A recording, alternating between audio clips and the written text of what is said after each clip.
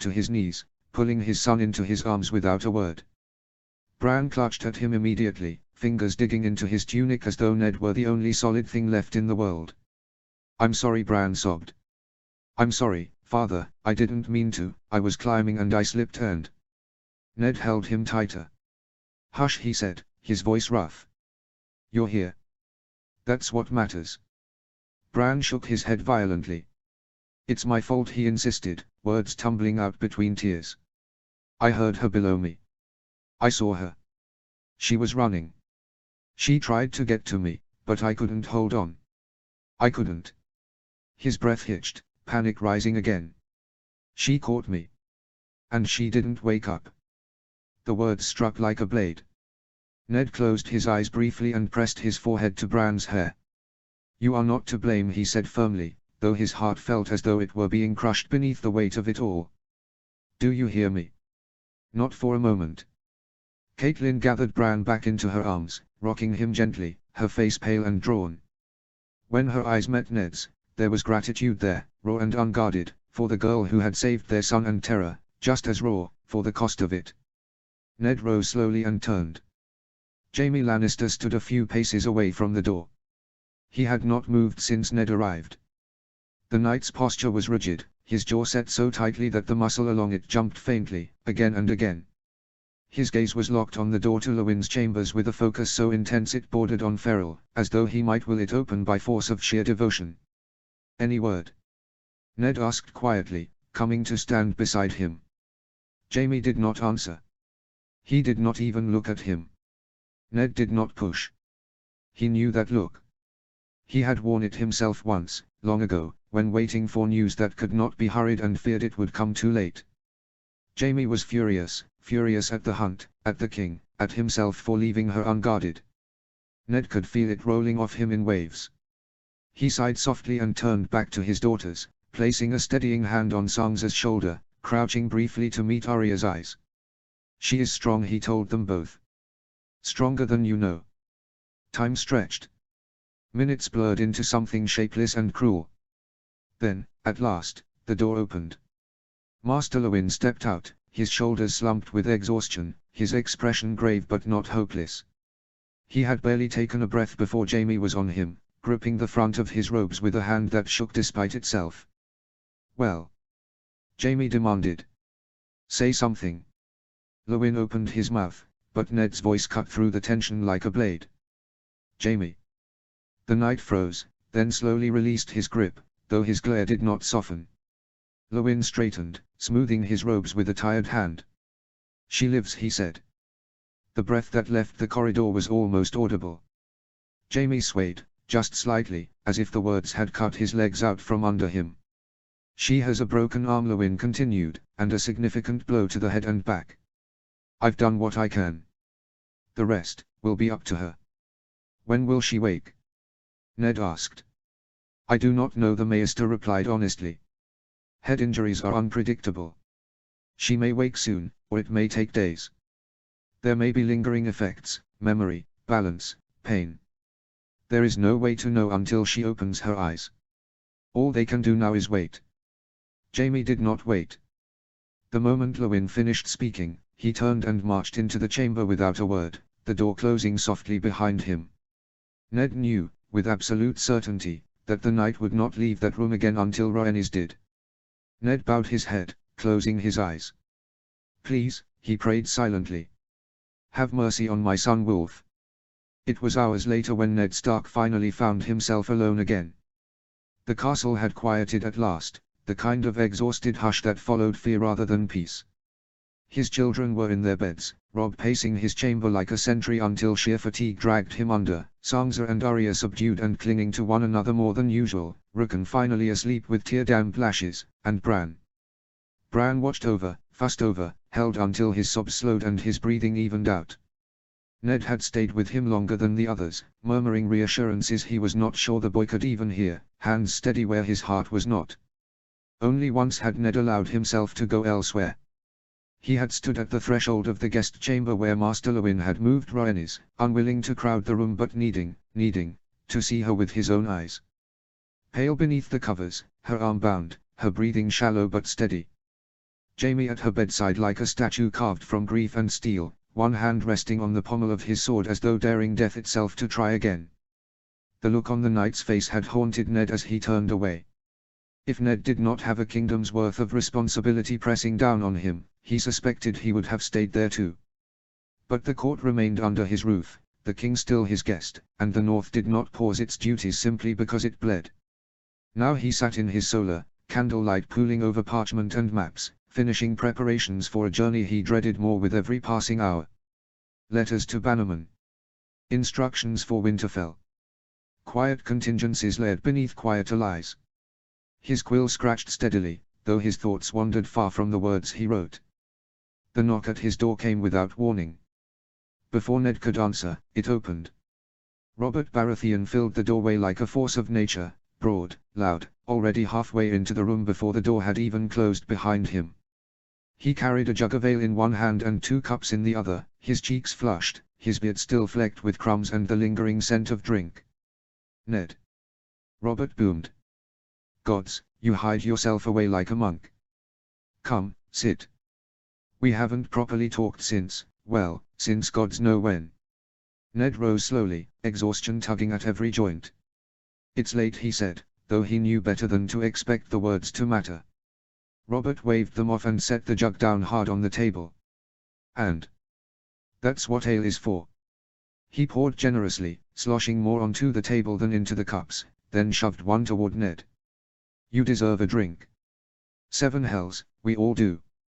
Ned accepted it because refusing would only prolong the moment. They sat across from one another, the fire crackling between them, silence stretching in a way it rarely did when Robert was present. The king drank deeply, wiped his mouth with the back of his hand, then leaned back with a sigh that carried more weight than bluster. "How's the boy?" Robert asked at last. Ned studied him carefully before answering. "Bran will live. A fright, scrapes and bruises, but no broken bones." Robert nodded, relief flickering briefly across his face before he masked it with another drink. "Good. Good." He stared into the fire, the flames reflecting oddly in his eyes. Then, more quietly, "And the girl?" The question startled Ned. Robert did not look at him. His gaze remained fixed on the hearth, his voice lower than Ned had heard it in years. "She saved him," Ned said after a moment. "If she hadn't, the fall would have killed him." Robert let out a long breath and shook his head slowly. "Gods." Ned waited, wary. "I know we never agreed about her," Robert went on, words rough and unpolished. "Never will, perhaps." He took another drink, then laughed once, short and bitter. "You looked at me like I was a monster that day, you know."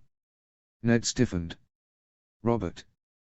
"Don't," Robert snapped suddenly, slamming his cup down. "Just, listen." Ned fell silent. Robert's shoulders sagged slightly, as though the weight of his crown had grown heavier in the span of a breath. "I was so full of rage," he continued, voice thick. "At Rhaegar. At the dragons. At everything they'd taken from me. And I would have killed her without blinking back then." The words hung in the air, raw and ugly. Ned felt his jaw tighten, but he said nothing. Robert laughed again, softer this time. "Maybe you were right to look at me that way. Maybe I was a monster." He swallowed hard. "I didn't stop it. Elia. The boy. Gods help me, I didn't stop it."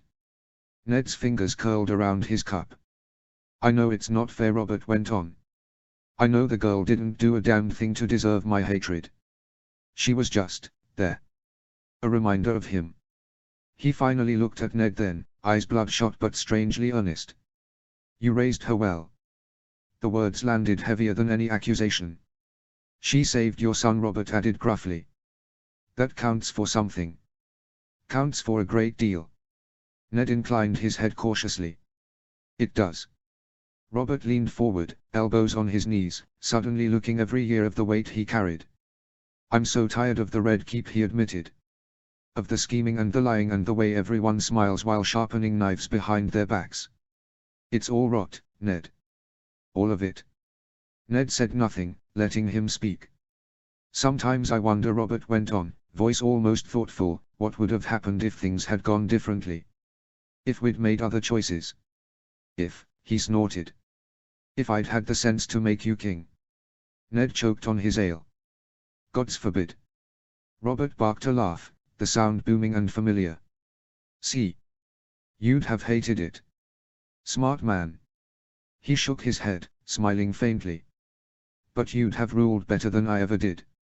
The laughter faded, leaving something quieter behind. Robert straightened slowly and met Ned's gaze. She won't have trouble from me anymore, he said, voice firm. Not the girl. If she's got the heart to throw herself beneath a falling child, she's nothing like her father. Relief washed through Ned so swiftly it nearly left him unsteady. I swear it, Robert added. Whatever else happens, she's safe from me. For a moment, just a moment, Ned saw his old friend again beneath the crown and the drink and the years of regret. It eased something tight in his chest to know one threat had been set aside, however tenuously. They drank in silence after that, the fire burning low. As Robert eventually rose and clapped a heavy hand on Ned's shoulder before lumbering out, Ned remained where he was, staring into the flames. For now, he thought grimly. Because fire, once awakened, did not stay hidden forever. And when Rhaenys hatched her dragon, this fragile truce would be tested in blood and flame. Ned Stark would be ready. Robb's POV. Robb Stark did not truly sleep. He drifted in and out of something restless and thin, his body exhausted while his mind refused to follow, trapped instead in a loop of fractured images and half-formed fears that left him staring into the dark more often than not. Every time his eyes closed, he saw it again, Bran's small body falling, the sickening certainty that he would hit stone, the sound of Rhaenys's voice calling his name as she ran. He turned onto his side. Then onto his back. Then onto his other side. The furs tangled around him like a snare. What if she doesn't wake up? The thought came unbidden, sharp and merciless. What if she fought as hard as she could and it still wasn't enough? His chest tightened painfully at the idea, breath stuttering in a way that frightened him. He had not been allowed to see her, not tonight, father had said gently but firmly. She needed rest. Quiet. Healing. And Robb had nodded and obeyed, because he was his father's son and because he had already nearly lost one sibling today. But his mind would not be commanded into stillness. What if I lose her? The thought landed differently. It did not pass through him like the others. It stayed. It rooted itself deep and heavy in his chest, spreading outward until it hurt to breathe around it. Robb sucked in a sharp breath, the pain blooming into something so overwhelming it startled a sound out of him, a broken, helpless noise he did not recognize as his own. Tears came fast then, hot and unforgiving. He turned his face into his pillow and pressed his fist against his mouth, trying to swallow the sob before it could escape and shame him in the morning. He had cried before, of course, boys did, but never like this, never with this sense of something essential being torn from him before it was even gone. She had been there for as long as he could remember. Rhaenys had been in Winterfell before he understood what memory was, older than him, steadier, always 2 steps ahead. His friend. His ally. His shield when Arya dragged him into trouble and his accomplice when they dragged Jon into it instead.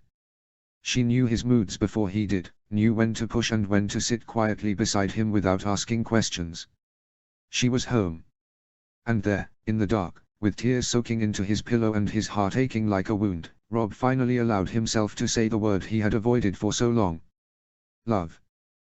The realization struck with terrifying clarity. He loved her. Not as a sister. Not as a childhood affection that would fade with time and duty. He loved her with a depth that made his chest hurt, with a devotion that felt instinctive and absolute. He loved her enough to follow her anywhere, into fire, into exile, into the 7 hells themselves if she asked. The truth of it left him breathless. He could not lie there anymore. Robb threw back the covers and rose quietly, pulling on his boots and cloak with hands that still trembled slightly. The corridors of Winterfell stretched long and shadowed before him, the walk to the chambers near the Maestus rooms feeling impossibly farther than it ever had before. Every step was a prayer.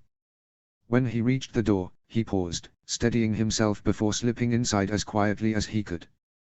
The fire still burned, low and steady, casting the room in warm, flickering light. The scent of herbs and smoke clung to the air, sharp and unfamiliar. Rhaenys lay pale against the pillows, her arm bound, her breathing shallow but even. And there, still awake, still standing guard, was Jaime. The knight sat near the bedside, arms crossed, his posture rigid with fatigue and vigilance. His eyes lifted briefly to Rob's, then softened, just a fraction, in silent acknowledgement. They did not speak at first. Rob crossed the room and knelt on the opposite side of the bed, resting his arms against the mattress as he leaned closer, his gaze fixed on her face. He watched the rise and fall of her chest, counted her breaths like they were something sacred, something that might vanish if he did not bear witness. She looked impossibly small like this. Jaime broke the silence at last, his voice low and rough. "She'll wake." Rob swallowed. "You're sure?" Jaime huffed softly. "She's far too stubborn not to." A pause. "And when she does, she'll curse us all out for crying over her like frightened girls." A wet, broken laugh slipped out of Rob before he could stop it, tears still clinging to his lashes. "That sounds like her. Doesn't it?" Jaime murmured. Silence settled again, comfortable in its shared worry. "I can't lose her," Rob said quietly, the confession tearing itself free before he could stop it. "I won't survive that." Jaime finally turned fully toward him. For a long moment, he simply studied Rob's face, the fear there, the grief, the raw truth of a young man standing at the edge of something he had never named before. "You won't," Jaime said firmly. "We won't." Something in the knight's gaze shifted then, recognition, understanding. He knew. Rob saw it plainly. Jaime knew exactly what Rob felt for her, and he did not flinch from it. That knowledge steadied him more than Rob expected. He had always admired Sir Jaime, his skill with a sword, yes, but more than that, his unyielding loyalty to Rhaenys, the way he had carved a place for himself in the north through sheer devotion and stubborn honor. Jaime had become something like an uncle to them all, a constant presence that made the world feel less dangerous. Rob trusted him. And he knew Jaime would never abandon her. Just as he knew, with aching certainty, that Rhaenys would never abandon them either. They fell quiet again. Rob remained kneeling by her bed, his head bowed slightly as he whispered words meant only for her, pleas, promises, quiet confessions he did not yet have the courage to speak aloud when she was awake. "Please," he begged silently. "Come back. I need you." The fire crackled softly. And Rob Stark waited. Chapter 7, Where the Sun Returns. Summary.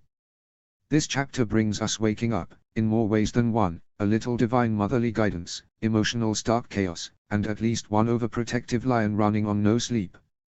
Chapter text. Rhaenys' POV. The garden is endless. It stretches wide beneath a sky so blue it feels painted by gentle hands, not carved by winter winds. There is no frost here, no stone, no weight of walls pressing in from every side. Only warmth. Only sunlight spilling across long grasses that bend lazily beneath a soft breeze. Rhaenys sits barefoot upon the earth, her fingers digging into soil that is neither cold nor cruel but living and rich, humming faintly beneath her palms as though the world itself breathes in quiet contentment. She wears white, light fabric that moves like mist when she shifts, brushing against her ankles and wrists as if even cloth refuses to bind her. She leans back on her hands and tilts her face toward the sun. There is no pain here. No fire beneath her skin. No ache in her bones. Only peace. For a moment, she lets herself forget everything else. The Red Keep. The North. The dragon egg hidden beneath furs. The fall. The fear. Then she hears it. Her name. Soft. Gentle. A voice she knows in her bones even if memory has blurred its edges. Rhaenys. Her heart stutters. She turns. And there she is. Her mother stands only a few paces behind her, sunlight caught in the dark fall of her hair, her smile soft and luminous and impossibly familiar. Elia Martell looks just as she did in Rhaenys' last clear memory, beautiful in a quiet way, eyes warm and knowing, strength wrapped in gentleness. Mama Rhaenys breathes. The word breaks something inside her. She is on her feet before she knows she has moved, rushing forward with a sob she does not try to swallow, and Elia gathers her into her arms without hesitation. The embrace is tight, real, solid, the scent of orange blossoms and warm sun filling her lungs as she buries her face against her mother's shoulder. Is this Raoul? Rhaenys whispers, clutching at her as if she might vanish. Elia pulls back just enough to cup her daughter's face, thumbs brushing away tears that Rhaenys does not remember shedding. Why wouldn't it be? Her mother asks softly, smiling in that way that always made fear feel smaller. Rhaenys laughs shakily. Because you are dead. Elia's eyes do not dim at the word. Some things never truly leave us, she replies. Rhaenys searches her face desperately, drinking in every detail she fears she will lose again. Are you disappointed in me? She asks suddenly, the question rising from some deep, buried place. For loving the North. For seeing the Starks as my family. For never reaching for Dawn. Elia's expression softens further.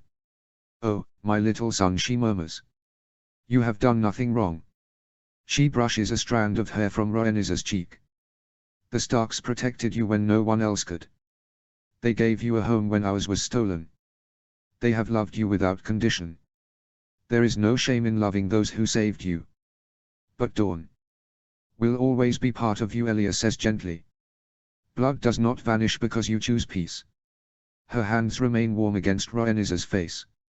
I can never repay them, Elia continues quietly. For raising you. For guarding you. For letting you grow not in fear, but in strength. Rhaenys's throat tightens. And the throne, she asks, almost afraid to give the thought shape. If they push me toward it, if they tell me it is my duty. Elia's gaze sharpens slightly, not hard, but clear. Only follow that path if your heart chooses it, she says. Not because others hunger for crowns.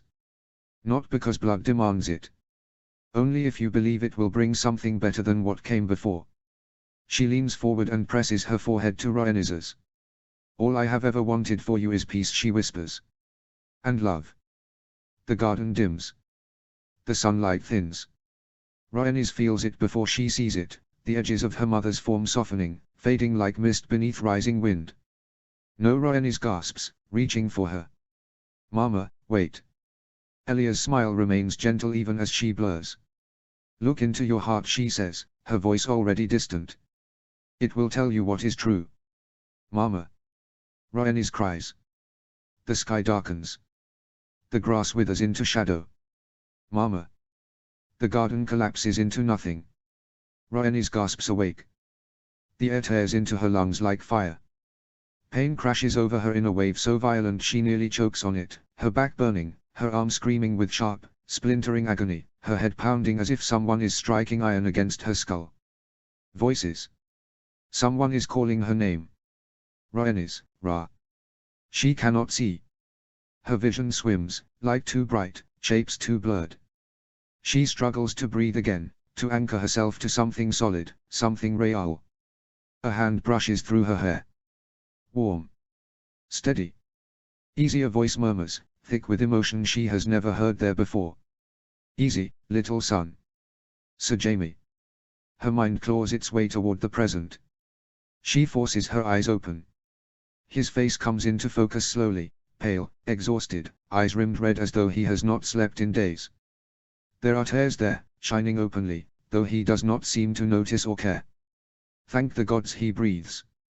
Thank every last one of them. She tries to speak. The word scrapes painfully from her throat. What happened? Don't, Jaime says quickly, leaning closer. Don't strain yourself. But she frowns, memory flickering. Bran. The tower. The fall. Her breath stutters. Bran. He's alive, Jaime says immediately, understanding before she finishes the word. Bruised. Shaken. Alive. Relief floods her so abruptly she nearly sobs. She closes her eyes briefly, letting the pain wash through her without resistance now that she knows the worst did not happen. You caught him, Jaime continues softly. Took the fall yourself. Broke your arm. Bruised your back badly.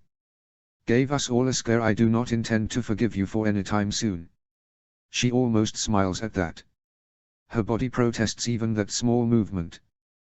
The door opens behind him, and she hears Master Lewin's familiar steps approach.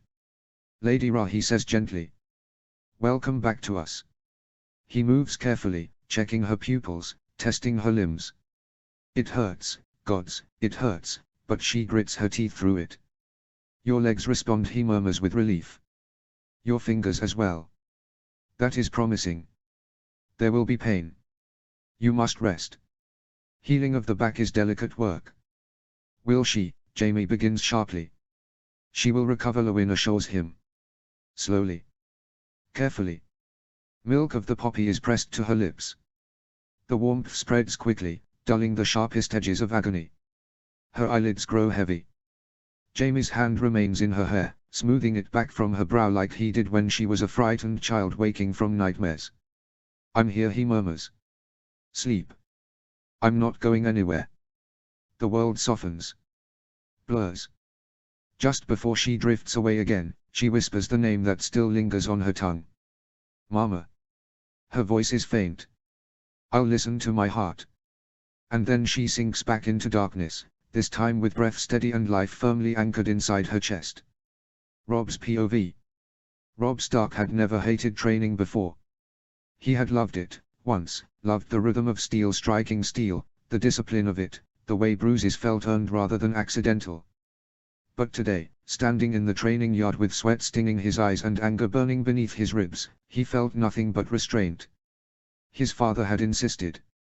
You will not hover outside her door like a grieving widow, father had said that morning, voice firm but not unkind. You will train. You will be seen. The court must believe all is well. All is well. Rob wanted to laugh at the lie of it. Rhaenys lay upstairs fighting pain and shadows, and he was meant to swing a blade and pretend the world was not tilted dangerously off its axis. Jon faced him across the yard, sword raised, eyes steady. He did not offer platitudes. He did not try to soothe him. Jon knew better. He only nodded once and lunged. Steel met steel with a crack that rang too loud in Rob's ears.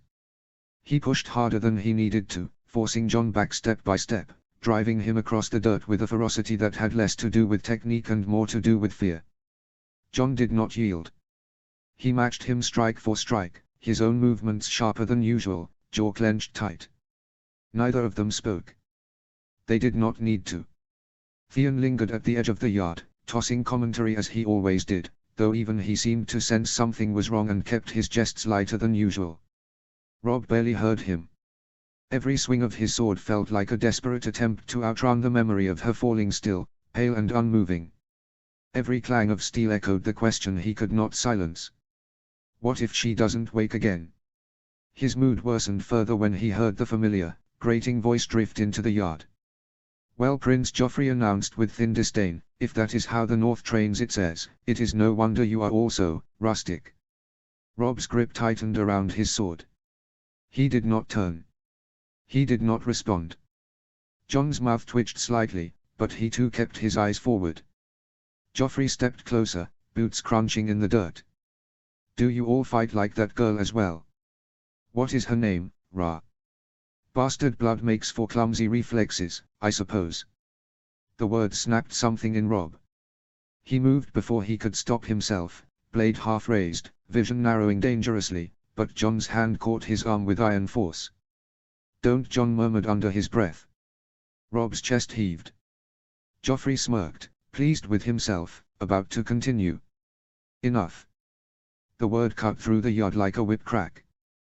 Tyrion Lannister stood at the entrance, one brow arched high, eyes sharp and unimpressed. He walked forward at an unhurried pace, as though scolding princes was simply another item on his morning list. Nephew, he said dryly, if you intend to provoke the future Lord of Winterfell into a duel, at least do it with something clever. Joffrey flushed. I was merely.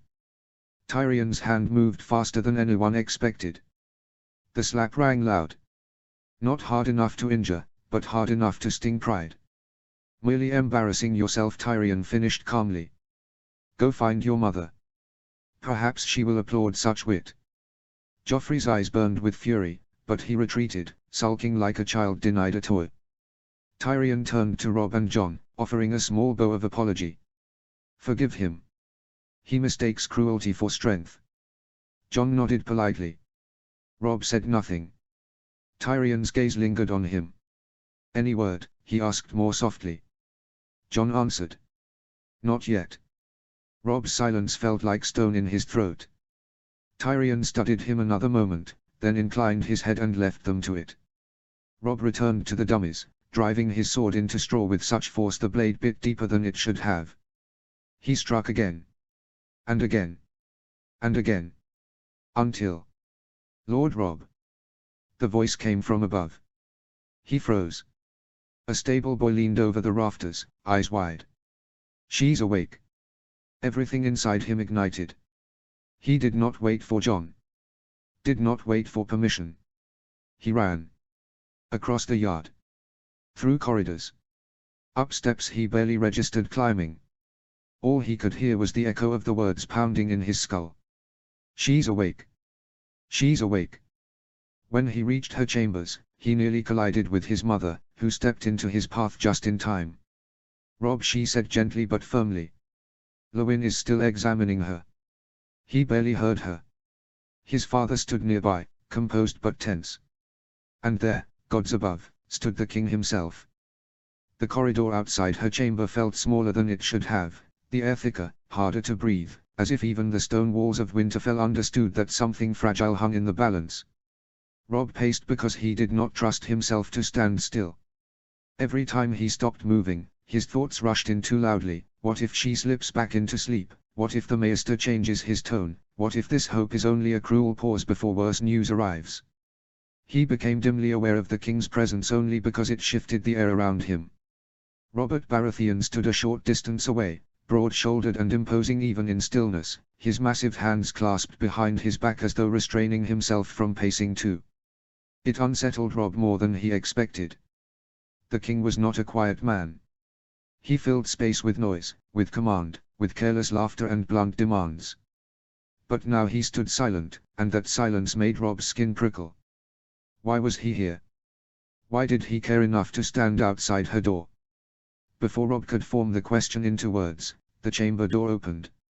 Master Lewin stepped out, lines of exhaustion etched deep around his eyes. She is awake, he said quietly, though the words struck Robb like a thunderclap. You may come in, but softly. She is weak. Robb did not wait for courtesy. He was through the doorway in a breath, boots nearly silent despite his urgency. The fire still burned low and warm, casting gold across the bed where she lay. For a fleeting, terrifying heartbeat, the image did not change. She looked so pale against the furs that it felt as though nothing had improved at all. Then her eyes shifted. They found him. And they were open. The force of relief that hit him was so sudden and so complete that his knees nearly buckled beneath him. He crossed the room without remembering the steps between and dropped beside the bed, his breath leaving him in a broken rush as he reached for her uninjured hand. It was warm. Alive. He pressed his forehead against her knuckles, unable to stop the tremor in his shoulders. Thank you, he whispered hoarsely, though he did not know which god he addressed. Thank you. Her fingers twitched weakly in his hair, brushing the strands back from his brow in a gesture so achingly familiar that his chest tightened all over again. Behind him, he felt rather than heard his parents approach. Catelyn's voice was soft, threaded with relief she did not bother to hide. Oh, my dear girl, she murmured, and Robb knew without looking that his mother's eyes were shining. We are so grateful to see you awake. Ned leaned over her carefully, pressing a kiss to her forehead, his hand lingering there as if to reassure himself that she was solid and present and real. Robb had rarely seen his father allow such tenderness so openly, and the sight of it carved something warm and protective through his fear. Rhaenyra's gaze shimmered with tears as she looked up at Ned, and Robb felt an unexpected surge of fierce pride at the way she reached for his father's hand in return. Then her expression changed. It happened in the smallest way, a tightening of her shoulders, a flicker in her eyes as they moved past Robb toward the doorway. Her body went rigid beneath the blankets. Robb followed her gaze. Robert Baratheon stood just inside the threshold now. The king filled the doorway entirely, broad and imposing, his presence immediate and undeniable. But the look on his face was not one Robb had seen before. It was not the loud, dismissive amusement from the yard, nor the careless superiority from the feast. It was something layered, regret tangled with pride, stubbornness softened by something unspoken. Robb felt his entire body go tight in response, instinct sharpening like a blade. Without conscious thought, he shifted closer to the bed, positioning himself slightly between the king and Rhaenys. Across from him, Jaime did the same. The movement was subtle, almost imperceptible to anyone who did not understand its meaning, but Robb saw it, and so did the king. Robert's gaze flickered between them, and something like a huff of acknowledgement left him. "Well," the king began, voice gruff but quieter than usual, "you certainly know how to make an impression." The words were typical Robert, but the tone lacked its usual bite. "I hear you've decided not to die," he continued, shifting his weight awkwardly. "That's good. Entire castle's been walking around like a widow's whore."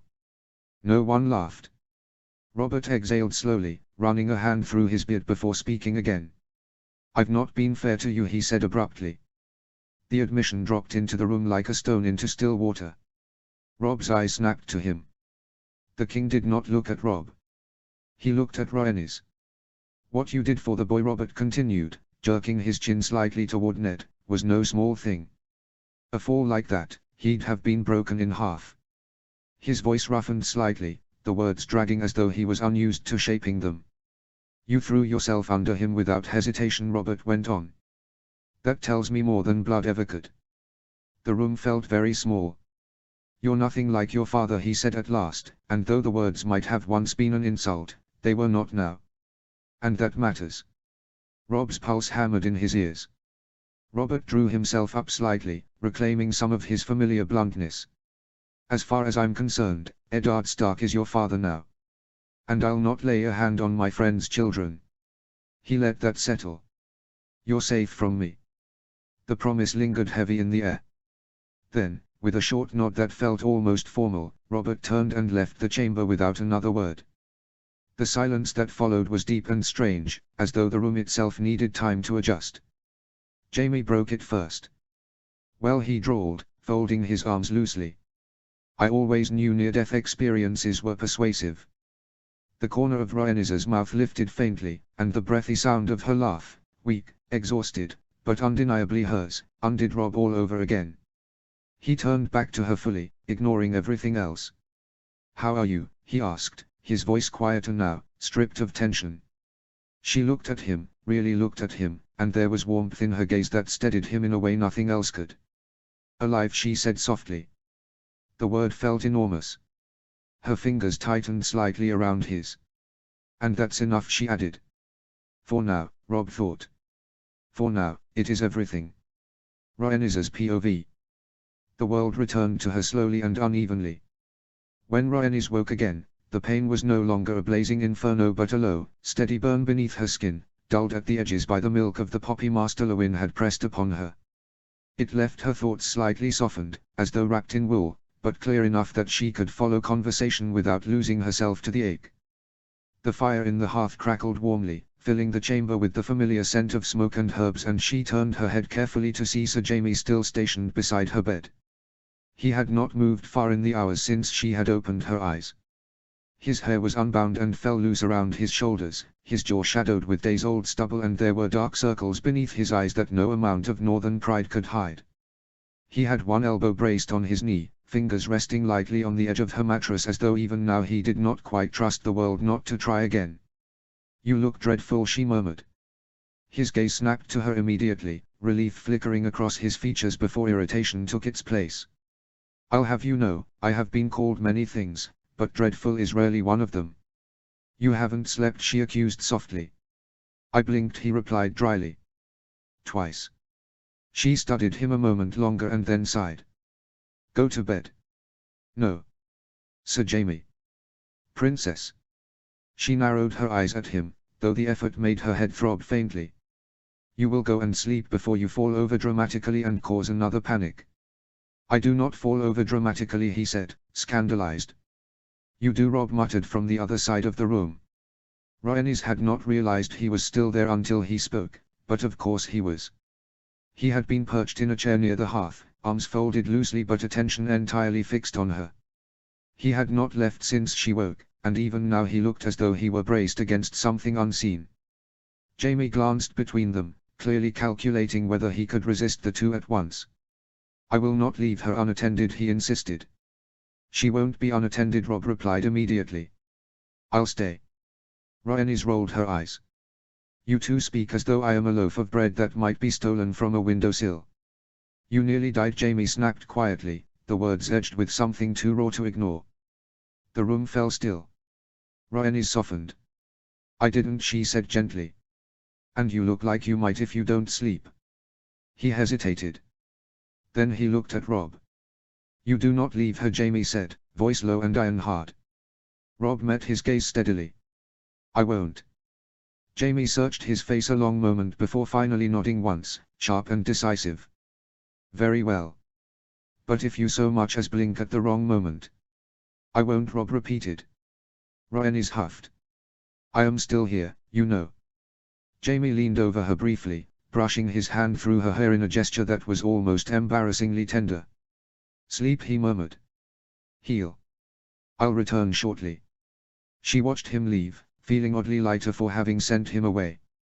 Robb moved closer to the bed once the door closed behind the knight. You've been asleep 7 days, he said quietly. Her eyes widened slightly. 7.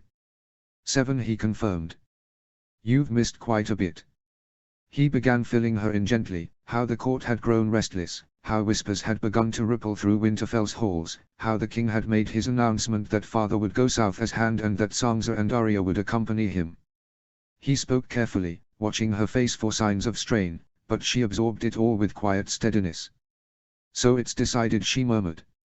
Yes, Robb replied. Once you woke, the court began preparing to leave. They won't linger now. They were midway through a discussion of Theon's increasingly dramatic complaints about southern customs when the chamber door burst open. Ra. Arya's voice carried before the rest of her did. Robb reacted instantly, lunging forward and physically catching Arya mid-charge as she attempted to launch herself onto the bed. Are you mad? He hissed. She's injured. Arya struggled indignantly in his grip. I was going to be gentle. You have never been gentle in your life, Robb shot back. Sansa hovered just behind, hands clasped tightly, eyes already shining. Rickon barreled in behind her, face streaked with dried tears, and Jon slipped in more quietly at the rear. You're being far too strict, Rhaenys said, amusement threading through her voice despite the ache in her ribs. Robb shot her a look. You can barely sit upright. And yet I survive your scolding. Now they all stood there, staring at her with wide, glistening eyes, as though she might dissolve at any moment. Oh, for heaven's sake, she muttered. I'm not dying again. That earned her a half-choked laugh from Jon. Come here, she said, lifting her uninjured arm slightly. One at a time. Rickon did not wait to be told twice. He scrambled up onto the bed with all the caution of a determined puppy, crawling toward her carefully and then wrapping himself around her head in what he clearly believed was a protective embrace. His small arms tangled awkwardly in her hair as he pressed his face against her temple. She had to bite down on laughter because even that slight shaking tugged at her ribs. Robb smirked openly now, watching her struggle not to wince. She let Rickon cling as long as he liked, brushing her fingers gently down his back until he finally settled. Arya approached next, slower than Rhaenys had ever seen her move. She knelt on the bed and leaned in with exaggerated care, wrapping her arms around Rhaenys as delicately as though she were made of spun glass. I missed you, Arya whispered fiercely. I missed you too, Rhaenys murmured into her hair. Sansa followed, pressing soft kisses to her cheeks, careful and graceful even through tears. We were so worried, she breathed. I'm so glad you're back. Where else would I be? Rhaenys teased gently. Then she saw him. Bran stood several steps away, shoulders hunched, tears streaking down his face. Oh, Bran, she said softly, holding out her hand. He shook his head violently, words tumbling over one another. I'm sorry, I'm so sorry, it's my fault, I shouldn't have been climbing. His voice broke into panicked sobs. Rhaenys met Robb's eyes and tilted her head slightly. Robb understood at once. He guided Bran forward, kneeling beside him so that the boy was within reach. The moment Bran was close enough, Rhaenys pulled him gently against her side, ignoring the flare of pain that shot through her back. It's not your fault, she said firmly. But I would throw myself under any of you, she interrupted, her voice soft but unwavering. Every time. Because I love you. And I cannot imagine losing any of you. Bran clung to her, tears soaking into her shoulder. She stroked his hair until his breathing steadied. When she looked up, all of them were gathered close, Robb, Jon, Arya, Sansa, Rickon, and for a moment she felt the truth of it settle deep and sure within her. "We're a pack," she said quietly. "And packs protect their own." They nodded, solemn and fierce all at once. "You will heal," Sansa said, as though convincing herself. "I will," Rhaenys promised. "And you too," she added, looking pointedly at Sansa and Arya, "must look after one another in the south. Stick together. Do not trust easily. And always keep father in your sight." Arya scowled slightly but nodded. Sansa swallowed and agreed. They lingered, telling her stories of court gossip and absurd southern habits, of Theon's dramatic retellings of the fall and Jon's quiet arguments with him afterward. Even Jon smiled softly when he leaned forward to hug her, careful and warm. When at last the room grew calmer, Sansa tilted her head. "You seem different," she said gently. "Lighter." Rhaenys hesitated. "I had a dream," she said finally. And she told them. Of the garden. Of her mother. Of the words she had carried for so long without knowing how to release them. "She told me to love," Rhaenys finished softly. "And to be at peace." Her voice wavered only slightly. "I've always loved you," she admitted. "But there was a part of me that felt guilty. As though loving the North meant betraying something else." "And now?" Jon asked quietly. "Now I feel only gratitude," she said. She was thankful for you, for all of you, for loving her little son. They fell silent at that. It was warm in the room, filled with the quiet kind of closeness that only comes when something precious has nearly been lost. They did not know it then, that this would be the last time they would all sit together so easily for a very long while. But Rhaenys felt something settle into her bones. Whatever storms came next, she had her pack. And that would have to be enough. Chapter 8, Ashes and Awakening. Summary. So, things got a little heated this chapter. Ice Fire. Expect chaos, consequences and a moment that changes everything moving forward. As always, nothing stays quiet in the North for long. Chapter text. Rhaenys's POV. The days after the king's departure had passed strangely, both too quickly and not quickly enough, as though Winterfell itself had not yet decided whether to breathe easier or brace harder for whatever was now unfolding far to the south. A few nights had gone by since Rhaenys had first opened her eyes again, and while the world no longer tilted quite so sharply when she sat up or stood, her body still reminded her, often and without mercy, that it had been broken in ways pride alone could not mend. Her back ached in deep, ugly pulses if she moved too fast or stood too long, pain blooming between her shoulder blades and down the base of her spine like an unwelcome ghost. Her left arm remained trapped in its sling, bound tight against her side by Lewin's careful hands and an endless list of warnings she had no intention of forgetting, even if she found them maddening all the same. She hated being watched. Hated the way people looked at her now, as if she might crack if they spoke too loudly or moved too suddenly. Hated how every step she took seemed to draw concern from someone, Jaime most of all, though Robb came close enough to rival him these days that it would have been amusing if it weren't so suffocating.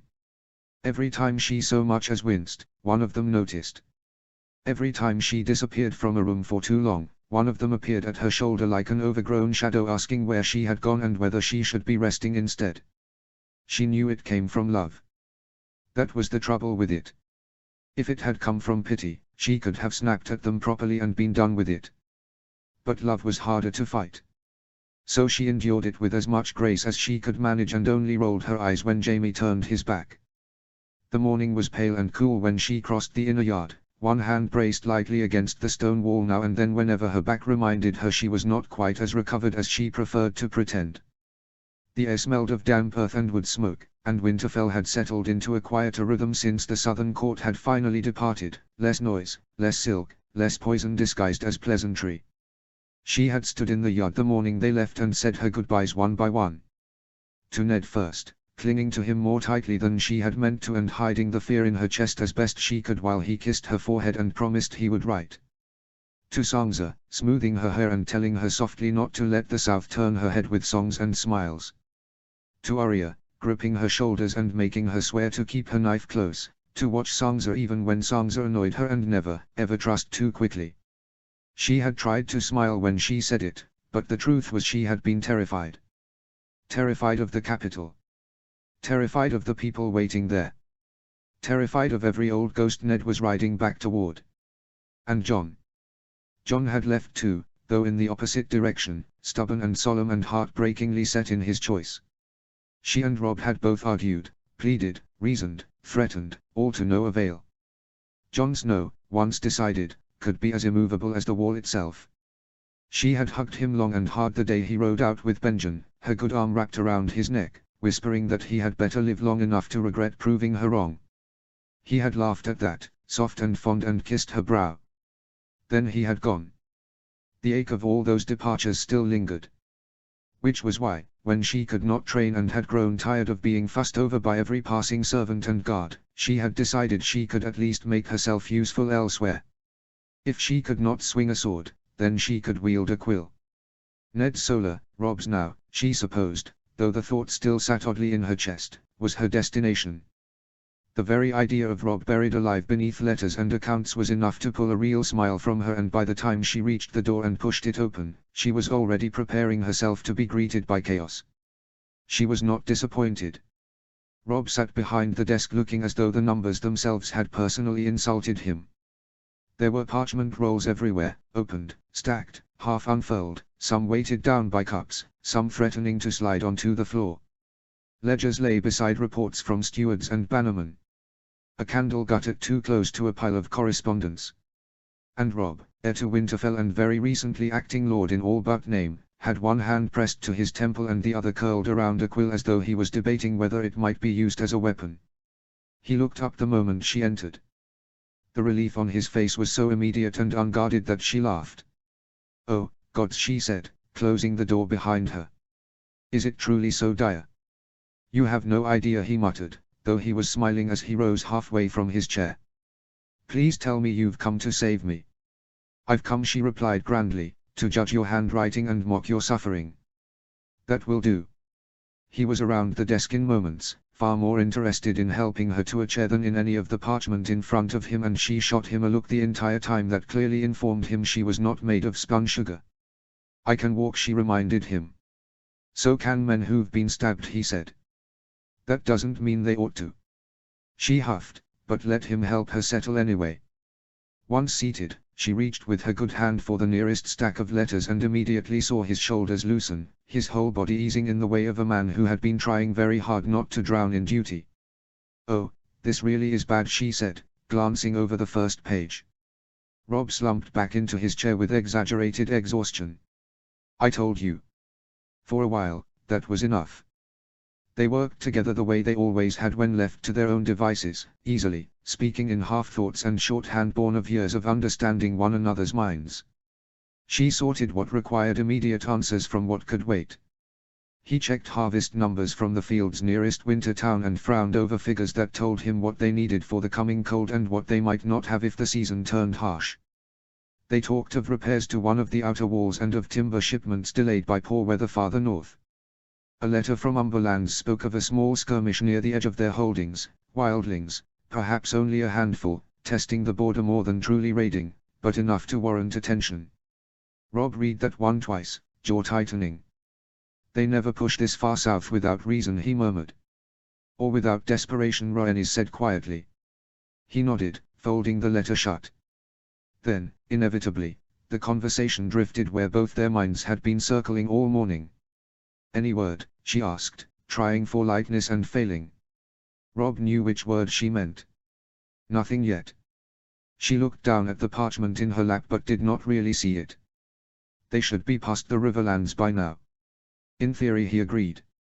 "Unless the king stopped every mile to drink, hunt, whore or boast." She snorted softly. "So, not past the Riverlands, then." His grin flashed briefly before fading again. "And Lady Stark?" she asked after a moment, because she had watched Catelyn and had seen the way grief and terror for Bran had settled into something fiercer. Rob let out a breath through his nose. "Mother has decided Bran is not to breathe without supervision." Rhaenys smiled despite herself. "Poor Bran. He brought it on himself," Rob said, though there was affection beneath the words. "She watches him like he's made of glass now." But he's turned it into something else. He's been asking for extra time in the yard, more lessons, more drills. Says if he's stronger, he won't put anyone in danger again. The smile left her. Oh, Bran. Rob nodded once, his expression darkening slightly. He still thinks it's his fault. It isn't, she said immediately. I know. Their eyes met, and for a heartbeat there was too much in the silence between them, worry, weariness, things that neither of them had properly named. Then a hard knock sounded at the door, sharp enough to slice through the moment. Come, Rob called. A guard entered, breathless enough to make both of them straighten. My lord, he said quickly, bowing. Riders approaching. Stark banners. Rob was already on his feet. What? The guard shook his head. I don't know, my lord. They came fast. Rob looked at her and she looked right back, confusion and unease rising together. There should have been no Stark riders returning from the south this quickly. Without another word, they moved. She ignored the protest in her back and the way Rob's hand hovered near her elbow as they hurried from the solar and out into the yard, both of them breaking into as close to a run as her healing body would allow. The guards at the gate were already gathering, eyes fixed outward beyond the walls, and by the time Rhaenys and Rob reached the courtyard edge, the riders were visible coming hard up the road. Grey shapes ran ahead of the horses. Direwolves. Her breath caught. Nymeria first, lean, swift, unmistakable, then lady beside her, her fur flashing in the morning light. Behind them rode a small cluster of Stark men, mud-spattered and grim-faced from hard travel. And at the center of them, Arya. Rhaenys didn't remember crossing the yard. One moment she was staring, trying to make sense of what she was seeing, and the next Arya was on the ground and running for her, hair half loose from its braid, face pale and strained and blotched from tears she had clearly tried to hide for too long. Ra. She hit her gently only because someone must have warned her not to be rough, but the force of feeling in it almost undid Rhaenys all the same. Her good arm came around Arya automatically, holding her close against her side. What happened? Rhaenys asked at once, pulling back just enough to look at her. Arya shook her head, burying her face against her again instead of answering. The direwolves circled close, unsettled, their hackles not raised but their movements taut and restless, as if they too had run all this way carrying fear in their mouths. Rob had come to a stop at Rhaenys' shoulder, his brow furrowed deeply now as he looked from Arya to the men behind her and back again. Why are you here? He asked, not unkindly, but with a tightness in his voice that told her he already knew this was bad. One of the guards dismounted and bowed. Lord Stark sent the young lady back to Winterfell, my lord. That tells me very little, Rob said. The man hesitated. Arya's grip tightened on Rhaenys' gun. Rhaenys looked down at her, really looked, and felt her stomach turn. Arya Stark was many things, reckless, loud, fierce, impossible to frighten for long. But now she was shaking. Not angry. Not indignant. Shaken. That frightened Rhaenys more than any answer could have. It's all right, she murmured, smoothing Arya's hair back from her face. You're home now. Arya did not reply. She only held on harder. Rhaenys lifted her eyes to Rob over the top of the girl's head and saw the same dawning understanding there, the same cold weight settling behind his expression. Whatever had happened in the south, it had been bad. Bad enough that Ned had turned one of his daughters around and sent her back beneath escort and wolf's teeth. Bad enough that Arya could not yet bring herself to speak of it. And as Rhaenys held her trembling little sister in her arms, she knew with terrible certainty that the quiet they had briefly reclaimed at Winterfell had just been shattered again. Rob's POV. They did not linger in the yard. Rob barely remembered crossing it, only that one moment Arya had been clinging to Rhaenys in the open air with half the castle watching, and the next he was ushering them inside with a sharp word to the guards and a hand pressed lightly but firmly at Arya's back, guiding her toward the solar. His solar. The thought still sat strangely with him, even now, but there was no time to dwell on it. Mother had appeared from the keep almost as quickly as Arya had, her face pale and tight with fear that had not yet been given words, and the moment she saw her daughter she gathered her close without hesitation. Arya did not protest. That alone told Rob more than anything else could have. They moved quickly through the corridors, the direwolves pacing close behind until a servant was hastily ordered to see them settled elsewhere, and by the time they reached the solar door, Arya was wedged between her mother and Rhaenys as though anchoring herself to both at once. Robb pushed the door open. "Inside," he said. They had barely crossed the threshold when a familiar presence filled the space behind them. Jaime. Robb did not need to turn to know it was him. There was something in the way the air shifted when the knight entered a room, an edge of steel, of readiness, of something that did not ask for permission. He did turn anyway. Jaime met his gaze without speaking, but the message was clear enough. "I am not leaving." Robb gave a short nod. He would not have asked him to. The door closed behind them with a heavy thud. For a moment, no one spoke. Arya sank into one of the chairs, though not fully. She leaned into Mother, one hand still gripping Rhaenys' sleeve as though afraid she might be pulled away again. Catelyn smoothed her hair back with trembling fingers, murmuring something soft that Robb could not quite hear. Rhaenys stayed close at her side. Jaime took position near the door, arms crossed loosely, but his eyes sharp and fixed on Arya with a patience that was anything but passive. Robb moved to the desk, then stopped, then turned back again. He could not sit. Could not stand still. "Tell me," he said at last, his voice lower than he intended. Arya drew in a shaky breath. "It was my fault," she began. "It wasn't," Rhaenys said immediately. Arya shook her head. "I was with Mycah," she said, pushing forward anyway. "We were training. Just playing, really. He had a stick and I had needle, and I was showing him how to move properly, like Jon taught me." Her voice wavered at the name, but she kept going. "Then Joffrey came," she said, and there was venom in the word now, raw and sharp. "With Sansa. He started laughing at us. Calling Mycah names. Calling me names. Saying I was pretending to be something I wasn't." Robb felt his hands curl slowly into fists.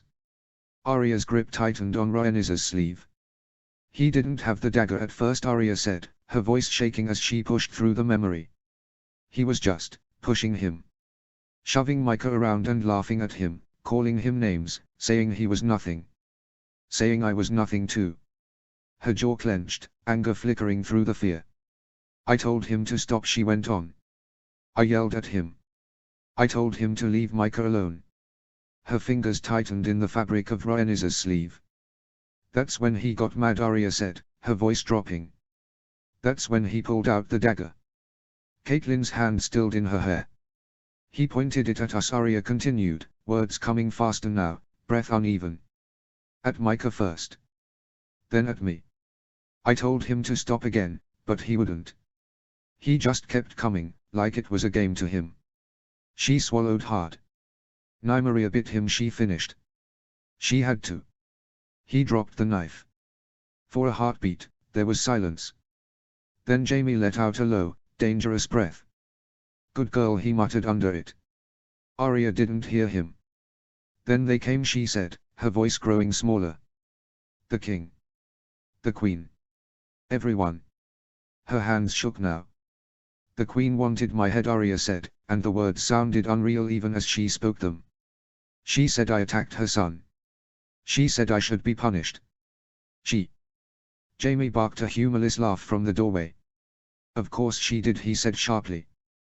"Gods forbid her golden boy bleed for once in his miserable life." Robb shot him a look, but there was no real reprimand in it. He felt the same anger burning through him.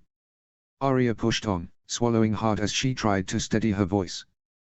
"The king," he laughed, she said, the confusion still clear in her tone. "When the queen said I should be killed. He called her stupid.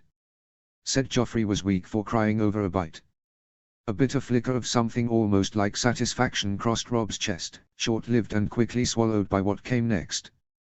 "But she wouldn't stop," Arya continued, her voice tightening again. "She kept saying Nymeria was dangerous. That she had to be punished. That a wolf that bites a prince can't be allowed to live." Catelyn's hand stilled completely now. "And the king," Arya's breath hitched. "He hesitated. He didn't want to. He even said so to father, but he agreed anyway." Her voice broke slightly on the last words. "He said the wolves were too dangerous to keep." Catelyn's breath hitched. Rhaenys went very still. Robb felt something cold and furious settle deep in his gut.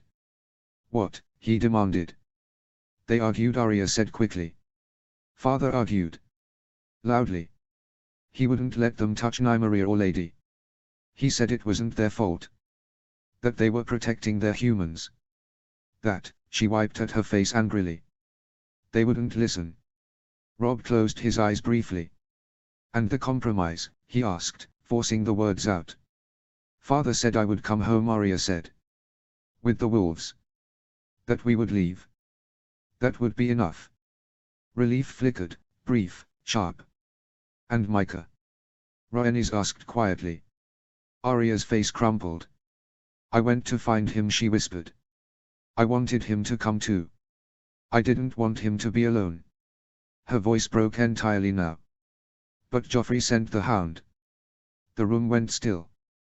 The hound found him first, Arya said, tears spilling freely now. He killed him. Just like that. Like it was nothing. Silence followed. Heavy. Suffocating. Robb felt his jaw lock so tightly it hurt.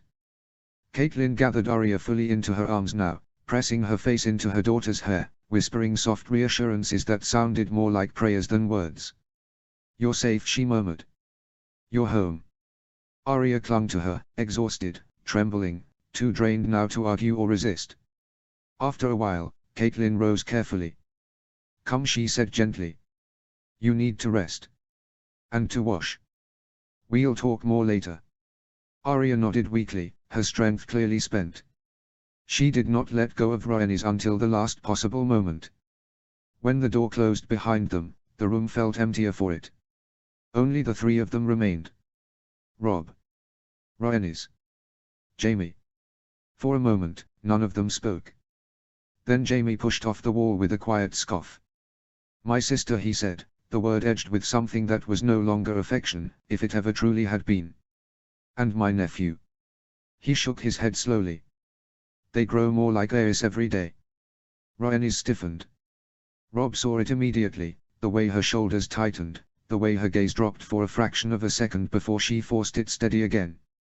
To be compared to the Mad King. Even now, even after everything, that shadow lingered. Careful, Robb said quietly. Jaime's mouth twisted. I am being careful. Silence stretched again. What happens now? Robb asked at last, his voice tight. We can't just sit here. Rhaenys turned to him. Yes, she said softly. We can. He frowned. Ra. We wait, she said, more firmly now. Until Uncle Ned writes. Until we know what we're facing. Charging south in anger will not bring that boy back. It will only put us in their reach. Robb exhaled sharply, frustration warring with reason. She wasn't wrong. That didn't make it easier. We protect what we have here, she continued. The younger ones. The North. Ourselves. Jaime made a low sound of agreement, though it was reluctant. They've already shown their hand, he muttered. And it's an ugly one. He fell quiet then, watching her. Robb followed his gaze. There was something different in her expression now. Not fear. Not even anger. Something steadier. Something sharper. What are you thinking? Robb asked. Rhaenys met his eyes. I'm thinking, she said slowly, that I need to hatch it. For a moment, the words did not register. Then they did. The egg. The dragon egg. Jaime straightened immediately. No. His response was automatic, instinctive. This is exactly the kind of moment where we do not make reckless decisions, he added. But even as he spoke, the force behind his argument lacked the certainty it once had. Rhaenys did not look away. I can feel it, she said quietly. Something is shifting. Something is coming. And we are not ready for it. Robb's pulse quickened. You think a dragon will change that? Jaime demanded. I think it might give us a chance, she replied. Silence fell again. Robb looked between them. Then back at her. He saw it clearly now, that same unwavering resolve she had carried since she was a child, the same certainty that had driven her to throw herself beneath Bran without hesitation. She would not be moved. And he, God's help him, did not want her to be. "I'll stand with you," Robb said simply. Jaime dragged a hand down his face, exhaling sharply. "Of course you will." Robb almost smiled. Aegon the Conqueror had brought the kingdoms to their knees with fire from the south. And now? Now the north might rise with fire of its own. And for the first time since Arya had spoken, Robb felt something other than anger and fear. He felt readiness. Rhaenys's POV. The days after Arya's return had settled into something quieter on the surface, though beneath it all there was a tension that refused to loosen its grip. Winterfell carried on, as it always did. Meals were served, patrols were sent, letters were written and answered, but something had shifted, something subtle and dangerous that none of them could quite name aloud. Arya stayed close now, closer than she ever had before, her usual restless energy redirected into something sharper, quieter. At Rhaenys's request, Jaime had taken it upon himself to train her, properly, as he put it, though Rhaenys suspected it had more to do with keeping the girl from drowning in her thoughts than anything else. He trained both of her little shadows now. Arya with fierce determination and a blade she was finally beginning to respect, and Bran with a stubborn need to prove himself stronger than the fall that had nearly taken him from them. Jaime handled them both with an odd mix of sarcasm and patience, though his watchful eye never strayed far from either of them, as if he had quietly accepted the role of guardian to more than just one child in this castle. Rhaenys had left them to it. Because while Jaime kept the wolves occupied, she had something else to tend to. The egg. It had been days now. Days of keeping it close, of hiding it in plain sight, of feeding it warmth in the hearth fire in her chambers until the stone beneath it grew hot enough that even the servants had begun to complain. She had slept with it near, woken with it within reach, carried it with her in a makeshift satchel slung carefully across her body so as not to strain her healing arm. And still. Nothing. No crack. No shift. No sign of life beyond that faint, persistent warmth that pulsed beneath its shell like a heartbeat waiting to be heard. It was not enough. So she turned to knowledge. The library of Winterfell was not vast compared to southern keeps, but it was old, and old things often held truths others had forgotten. If there were answers anywhere in this frozen place, they would be there. She moved slowly between the shelves, careful with her steps, her back protesting now and then when she bent too long over a scroll or reached too far with her good arm. Dust clung to her fingers as she sifted through brittle parchment and aging bindings, searching for anything, that spoke of dragons, of hatching, of fire and blood and the strange, impossible bond she felt growing stronger with every passing day. Time slipped. The world narrowed to ink and memory and the quiet crackle of distant fire. Until a sound. Soft. Out of place. Rhaenys straightened slowly, her breath catching as she turned toward the far corner of the room. "Lewyn," she called, expecting the Maesters' familiar shuffle. No answer. Instead, a man stepped into the dim light. He was wrong. Everything about him was wrong. Dirty, unkempt, clothes ill-fitting and stained as though he had crawled through places no one should. His eyes locked onto hers with the same shock she felt in her chest, as if neither of them had expected to find the other there. Then she saw it. The dagger in his hand. Her gaze snapped back to his face. "You're not supposed to be here," he muttered, more to himself than to her, shifting his weight as though debating whether to flee or strike. Her heart began to pound. "Neither are you," she said carefully, already calculating distance, movement, what she could reach with one working arm. His hesitation broke. He lunged. Rhaenys moved on instinct. They collided hard, the force of it sending them crashing into one of the long wooden tables, scrolls scattering like frightened birds as her back screamed in protest. She twisted, trying to keep his dagger arm away from her, but with only one arm to fight with, every movement was slower, weaker than it should have been. The blade came down. She caught his wrist with her good hand, teeth clenched as she forced it away from her throat. "Get off," she gasped, struggling beneath his weight. They slammed into the table again. Something cracked. She didn't know if it was wood or bone. The pain that shot through her arm told her enough. Then. Fire. At first it was small, a flicker at the edge of her vision, a tongue of flame licking up the side of a fallen scroll where a candle had been knocked loose in the struggle. Then it spread. Fast. Hungry. The dry air of the library fed it eagerly, flames catching on parchment and wood alike, climbing shelves, devouring knowledge centuries old in seconds. Heat roared around them. The man pressed harder, desperation in his movements now as he tried to force the dagger down. She felt her strength slipping. Felt the blade inch closer. Felt the fire growing. Not like this. Her injured arm screamed as she shifted her weight, reaching blindly with her broken hand, fingers brushing against something heavy on the floor, a fallen bookend, solid iron. She grabbed it. And swung. The impact cracked against his skull with a sickening sound. He faltered. That was enough. She wrenched her body free, snatched the dagger from his loosened grip and without hesitation drove it across his throat. He collapsed beside her. Still. The fire did not care. It had already taken the room. Flames climbed higher, smoke thickening, heat pressing in from all sides as the doorway, the only doorway, disappeared behind a wall of burning wood and falling beams. Rhaenys pushed herself up, her entire body shaking. Her arm throbbed. Her back burned. Her lungs screamed. She turned. There was no way out. Not anymore. The realization settled heavy and absolute. Tears blurred her vision as she stumbled toward her satchel, hands shaking as she pulled the egg into her arms, clutching it tight against her chest. "I'm sorry," she whispered, her voice breaking. "I'm so sorry." To Robb. To Arya, who had just come home. To Bran. To Jon, wherever he was at the wall. To Jaime. Her Sir Lion. She sank to her knees as the flames closed in. Heat wrapped around her. Closer. Closer. And then. She blinked. And nothing hurt. The fire was there, everywhere, roaring, consuming, wrapping itself around her like a living thing. But she did not feel it. Her skin did not blister. Her breath did not choke. She stared down at herself in shock as her clothes began to burn away, ash drifting from her shoulders. And still.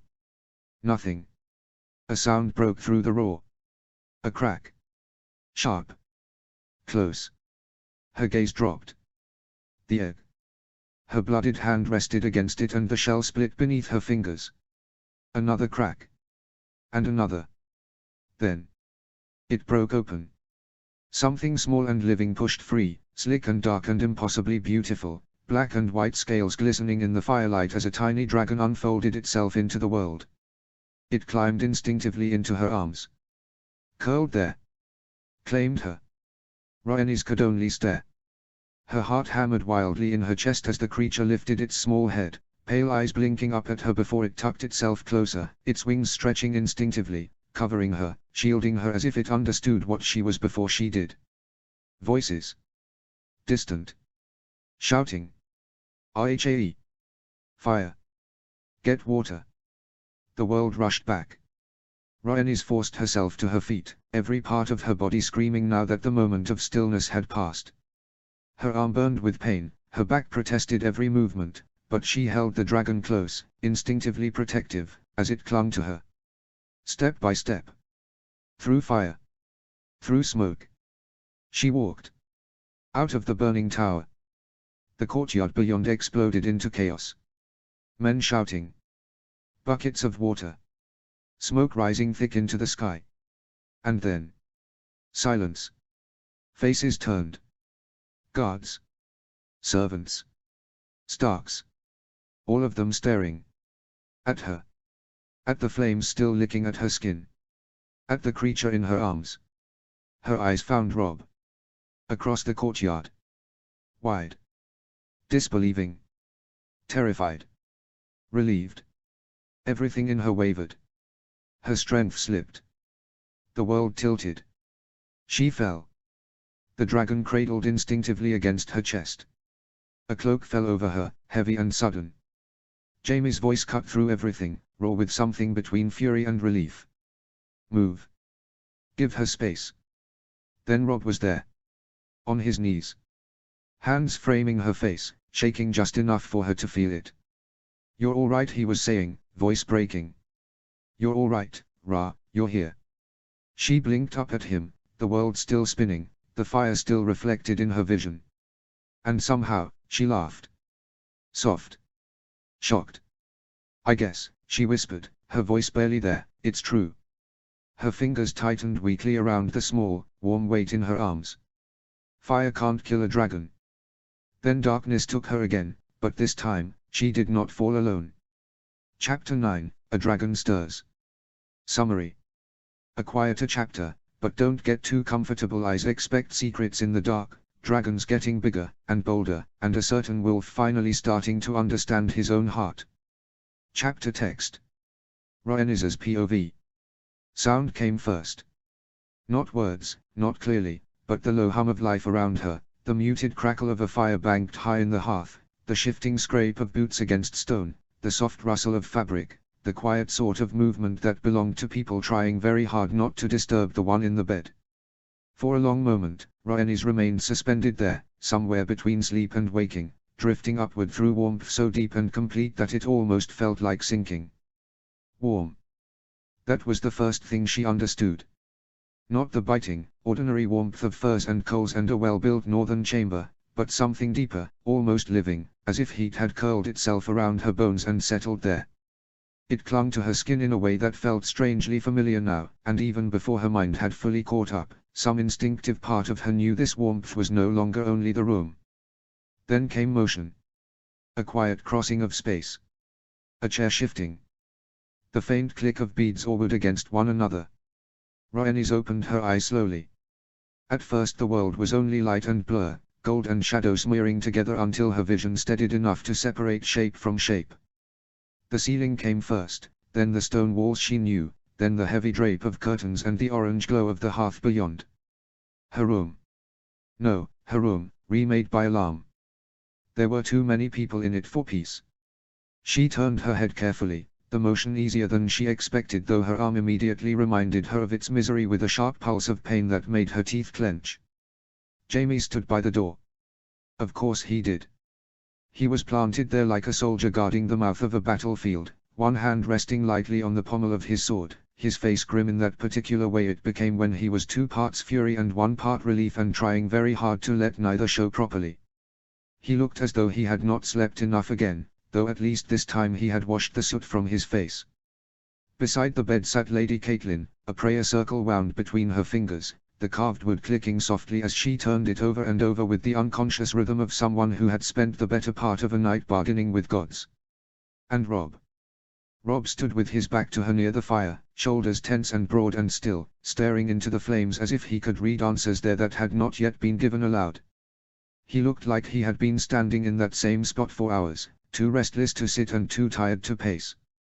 Rhaenys drew breath to speak, and then something moved beneath the blanket. She blinked. The movement came again, faint but unmistakable, a little shifting pressure near her feet followed by the delicate, absurd sensation of tiny claws climbing over the coverlay with all the confidence in the world. Memory crashed back into place. The fire. The library. The egg breaking open in her hands. The first impossible weight of scales and wings. She stared at the rise beneath the blanket and said, with all the solemnity she could muster through a dry throat, "Well. Either I have finally died and gone mad, or something under this blanket believes I am furniture." The room froze. Catelyn gasped first, one hand flying to her mouth before she half laughed, half sobbed in relief. "Oh, thank the gods." Robb spun so quickly it was almost undignified. Relief hit his face with such force that it seemed to strip years from him all at once, boy and lord and warrior collapsing into something simpler and more vulnerable. Ra. He crossed the room in what felt like less than a heartbeat. Jaime was at the foot of the bed almost as quickly, though he moved with more control, more forcefully contained panic. He looked down at her with narrowed eyes and the expression of a man trying very hard to decide whether to embrace her or shake her. Catelyn was already reaching for the cup by the bedside. "Water," she said, voice warm and trembling. "Slowly now." Rhaenys pushed herself a little higher against the pillows with her good arm, and Robb immediately moved to help, one hand behind her shoulders, the other hovering uselessly as if afraid to touch too much and cause harm. Caitlin brought the cup to her lips and the first swallow of water felt like life itself. You do realize, Jamie said at last, his voice dry enough to parch stone, that if you continue waking like this, I will be forced to start drinking before noon. She looked up at him over the rim of the cup and managed a faint smile. You say that as if you aren't already tempted. His mouth twitched despite himself, and there it was, happiness, naked and bright beneath all the grimness in his eyes. Rob let out a breath that sounded as though he had been holding it for days. You frightened the life out of us. That does seem to be a habit of mine lately, she murmured. Break it, Jamie said immediately. Caitlin made a soft, disapproving sound at the both of them, though the tears still shining in her eyes robbed it of any true force. Let her wake properly before the scolding begins. Oh, no, Jamie replied, never taking his eyes off Rhaenys. The scolding begins precisely because she is awake. The little movement beneath the blanket became more insistent, accompanied now by a faint squeaking noise, high and indignant, as though whatever was there objected to being ignored. Rhaenys looked down in sudden delight. Ah, she said. There's my other problem. Carefully, she lifted the blanket with her good hand. The dragon emerged like some tiny, smug prince of embers. All black at first glance, so black he almost swallowed the light, but as he climbed across the sheets and onto her lap the white became clear, fine swirls along his sides and across the small ridges of his spine, pale markings like snow dusting dark stone, like frost tracing flame. His wings were too large for his body, all delicate membrane and little hooked claws, and his head lifted with such alert, curious intelligence that for one ridiculous moment he looked exactly like an overconfident kitten who had somehow hatched into the wrong species.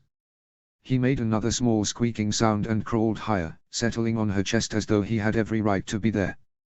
Rob stared. Caitlin went still. Jamie folded his arms and said, with the deep weariness of a man who had finally passed beyond panic into disbelief, of course. Why have a quiet catastrophe when we can have a lizard that breathes empire? That pulled a breath of laughter from Rhaenys before she could help it. The dragon turned his head at the sound, blinking up at her with dark, watchful eyes, and she felt something in her chest answer him immediately, something deep and fierce and strangely calm. He healed you, Rob said suddenly, dragging his gaze from the creature to her face. Or the fire did. Or both. She looked back at him, frowning slightly. He sat on the edge of the bed now, careful but close, and reached toward her back without touching. Lewin says the damage there is gone. Entirely gone. The wounds, the bruising, everything that should still be there is gone. Rhaenys blinked in surprise. But your arm, Caitlin began gently. Rhaenys looked down at the sling and only then really felt the full, ugly ache lodged there. It was worse than before, not better. Rob nodded grimly. You used it in the fire. Lewin says whatever healing took place didn't help that. It's set back badly. Wonderful, Rhaenys muttered. So I am half miracle, half idiot. Entirely idiot, Jamie corrected. She shot him a look. You're very rude for a man who's meant to be devoted to me. I am devoted, he replied. Not delusional. Rob's expression softened a little, but the question in his eyes remained. Tell us, he said quietly. What happened in there? The room stilled again. Rhaenys looked from one face to the next, Caitlin worried and pale, Jamie carved from tension, Rob trying so very hard to look steady when fear still sat visibly in the set of his mouth. So she told them. She told them of the library, of the old scrolls and dusty shelves and her foolish hope of finding some hidden wisdom tucked away in forgotten ink. She told them about the sound in the corner and the man stepping from shadow with filth on his clothes and surprise in his face. About the dagger in his hand. About the moment she knew, all at once, that he had not expected her to be there. He said I wasn't supposed to be there, she said quietly. As if someone else was meant to be. Jamie's face darkened. Rob leaned forward slightly. Did you know him? She shook her head. No. But he knew enough to hesitate. She spoke of the struggle then, slower now, because memory made her arm ache and her throat tighten. Of one-handed fighting and tables crashing beneath their weight. Of the candle struck loose. Of the fire catching too fast. Her gaze dropped to the blanket over her lap as she said, very softly, I thought I was dying. The words hung in the room like smoke. Rob made a sound then, a terrible, strangled thing, as if the idea itself had reached into him and torn something open. He bent forward abruptly, his head lowering beside her hand on the mattress, shoulders tight and shaking once with a breath he could not quite control. Rhaenys looked at him, her own heart twisting, and without thinking she lifted her good hand and slid her fingers into his hair, smoothing it back from his brow the way she had done 100 times in smaller hurts and younger fears. "It's all right," she murmured. He laughed once, humorlessly, into the blanket. "No. It isn't. It is now." She kept her hand there, combing through the dark strands slowly, as much to steady herself as him. Catelyn looked away for a moment, giving them a privacy so delicate it almost hurt to notice. Jaime, for once, said nothing. It was the dragon who broke the heaviness of it all. He shifted on her chest, then let out an impatient little chi and scrambled upward until his claws tangled lightly in the blanket near her collarbone.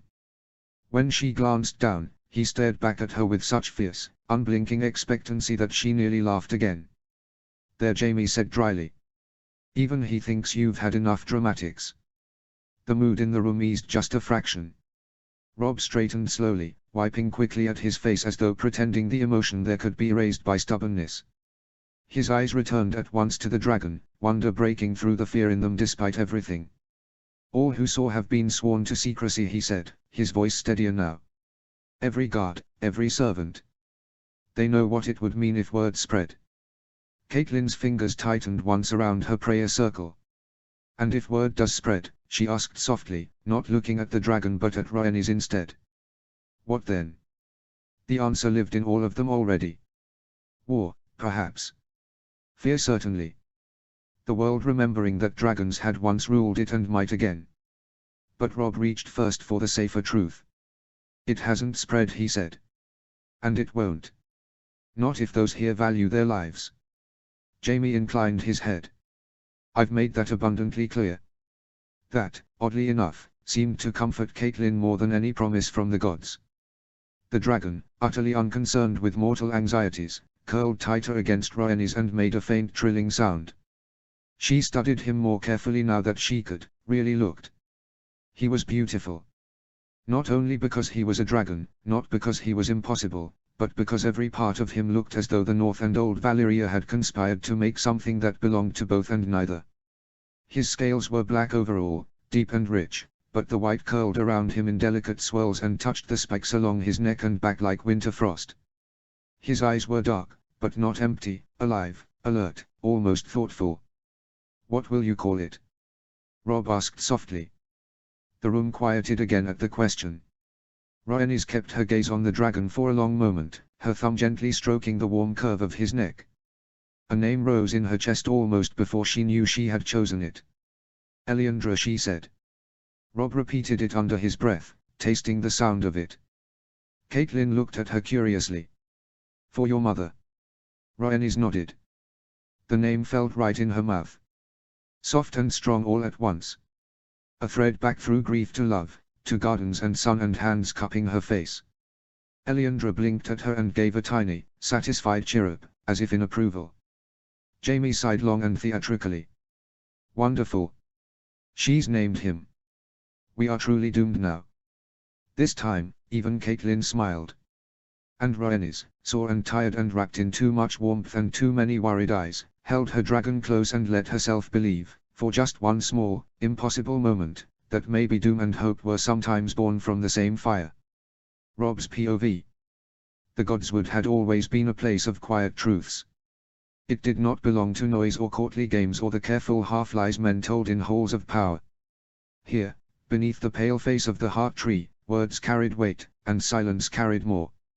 Rob had chosen it for that reason, for what needed to be said now could not risk echoing beyond trusted ears. They gathered slowly.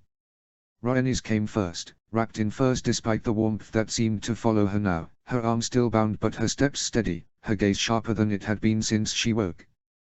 Jaime walked beside her, as always, his presence as constant as shadow and steel.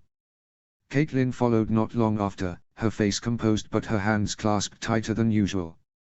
Maester Lewin arrived with quiet curiosity and Sir Roderick with the solemn readiness of a man who understood that this was no ordinary summons.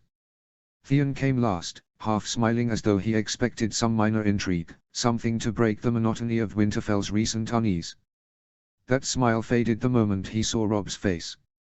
They formed a loose circle beneath the weirwood, its red eyes watching them with ancient patience. Robb did not waste time. He reached into his cloak and drew out the dagger. Even in the filtered light of the godswood, it gleamed wrong, dark and oily, the ripples of Valyrian steel catching what little brightness touched it and bending it into something sharper, something older. The hilt was bone, carved smooth and pale, shaped for a hand that understood killing. He held it out. No one spoke for a long moment. Then Lewin stepped forward, his brows drawing together as he examined it more closely. "This is no common blade," he said quietly. "Valyrian steel." Sir Roderick leaned in, his expression darkening. "A costly weapon," he muttered. "Far beyond the means of any hedge assassin." Robb nodded once. "It was found in the library. With the man." Theon shifted, his earlier curiosity sharpening into something more alert. "So someone sent him," he said. "This wasn't chance." "No," Jaime said flatly. "It wasn't." Robb let his gaze sweep over them all. "He tried to kill her," he said, not bothering to soften the words. "In our own walls." The statement hung heavy in the air. Catelyn's lips pressed into a thin line. "And we are certain he was no lone madman." "He knew enough to be surprised she was there," Rhaenys said quietly. "As though someone else was meant to be in that room instead." Theon frowned. "Then who?" "Arya," Robb said. The word settled with uncomfortable certainty. Catelyn's breath caught, but she did not interrupt. "Arya had only just returned," Robb continued. "If she had gone to the library, as she often does lately, she would have been alone." Sir Roderick's jaw tightened. "Then this was meant for the girl." Jaime's eyes darkened. "Which makes it worse." Robb's grip tightened slightly around the dagger. "There's more." He hesitated only a moment before continuing. "Lewin believes the man acted under orders.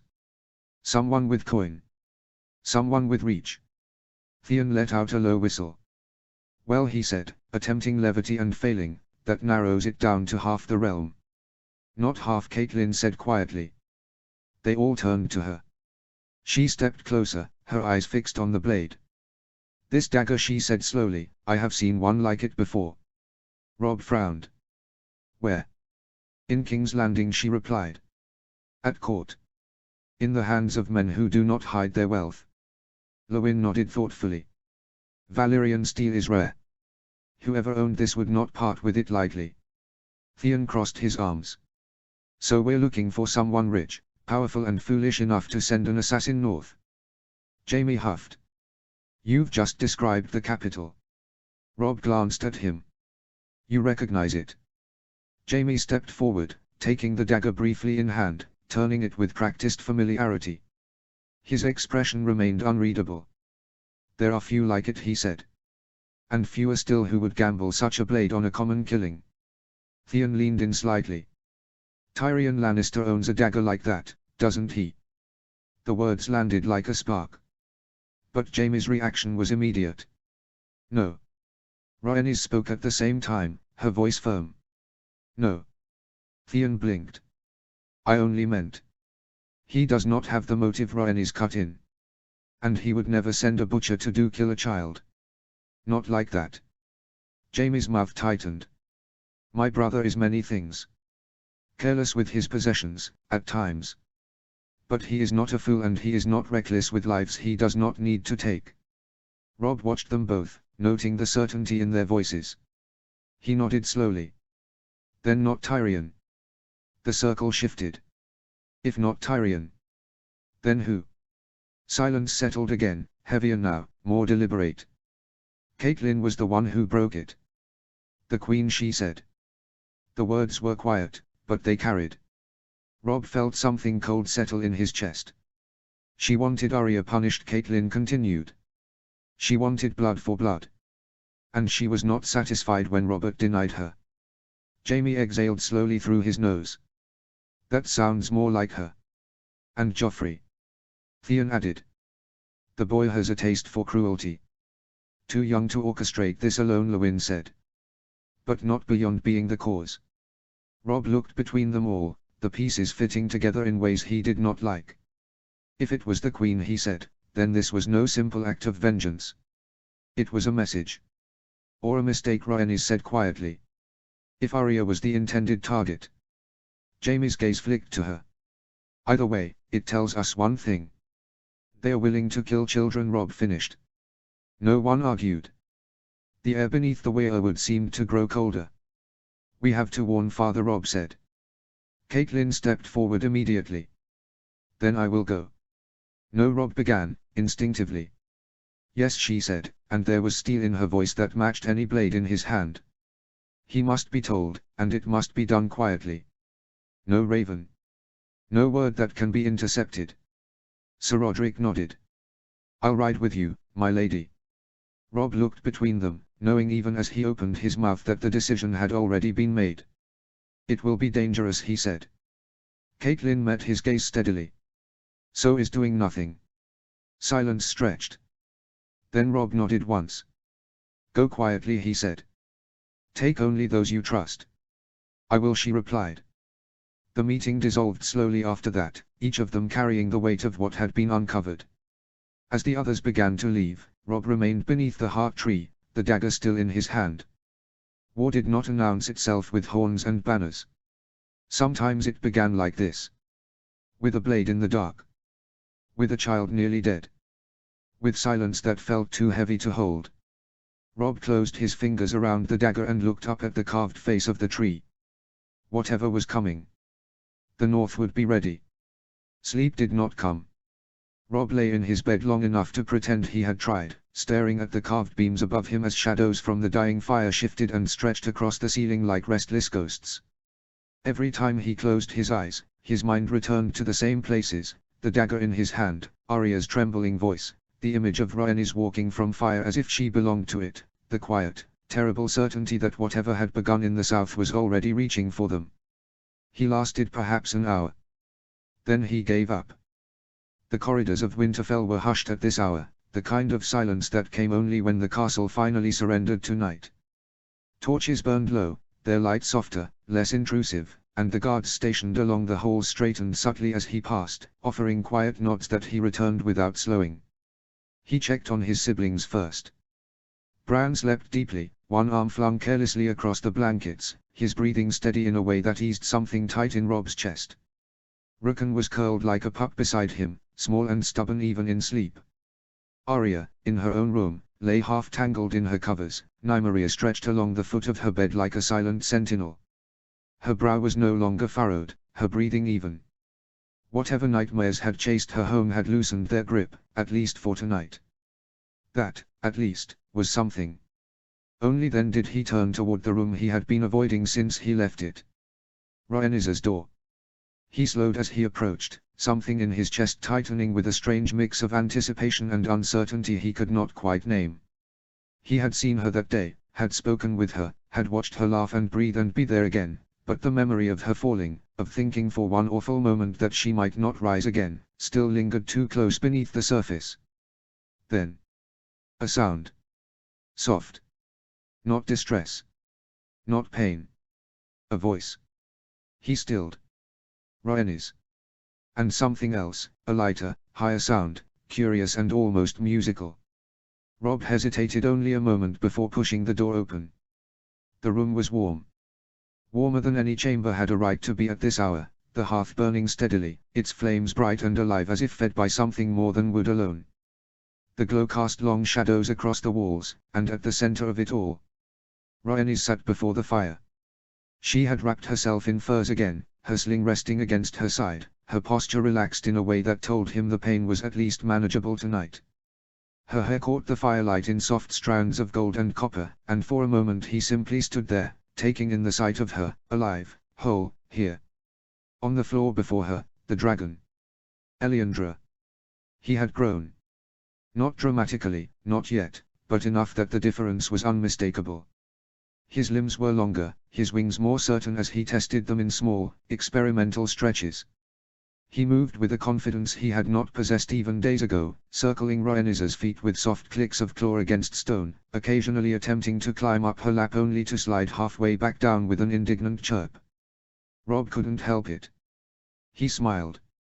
"Well," he said softly, stepping into the room, "he's certainly not wasting time."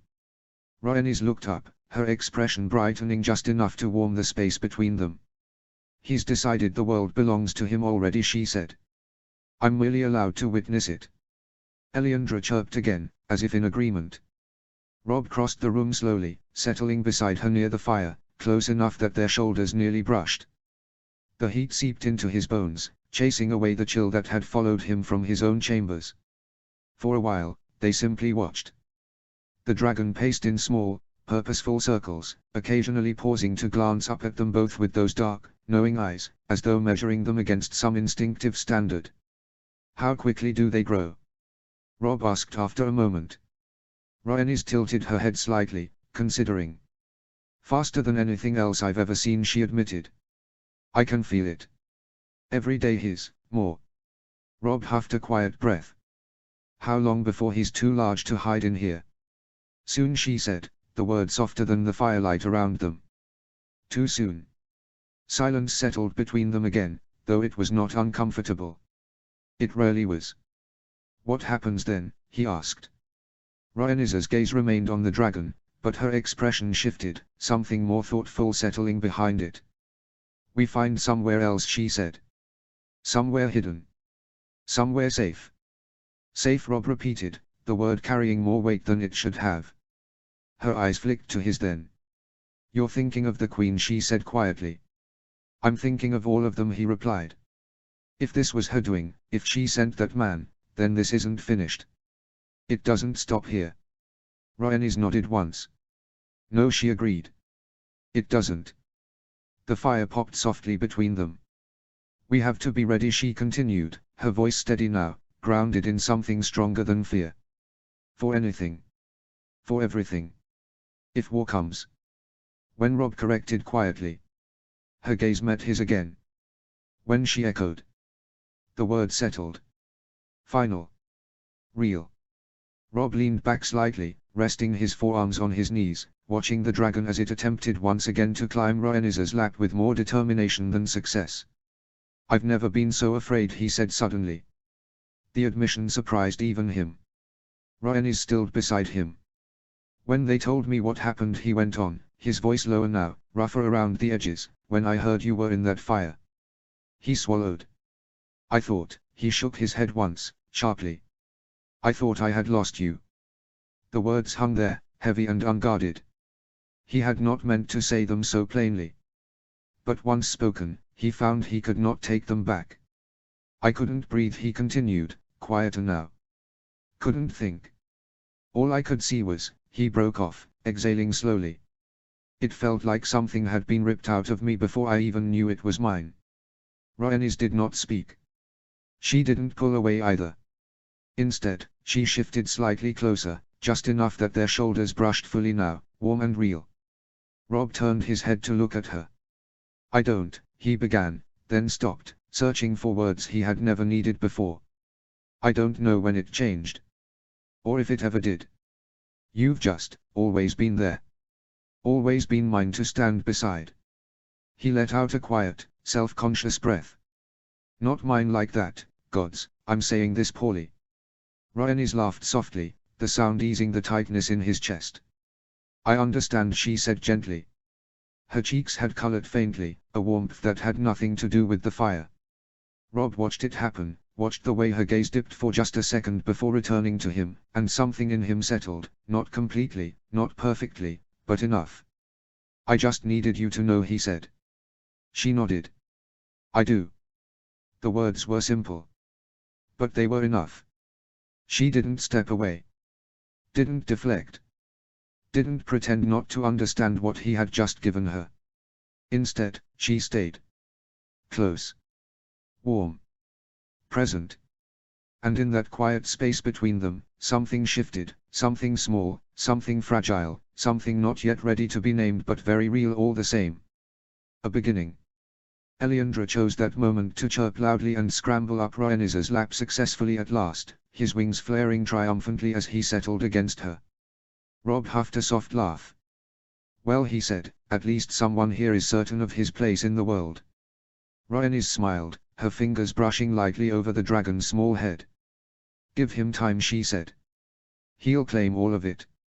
Robb looked at her then, really looked, and for the first time since the fire, since the dagger, since everything began to unravel, he believed it might be true. The end.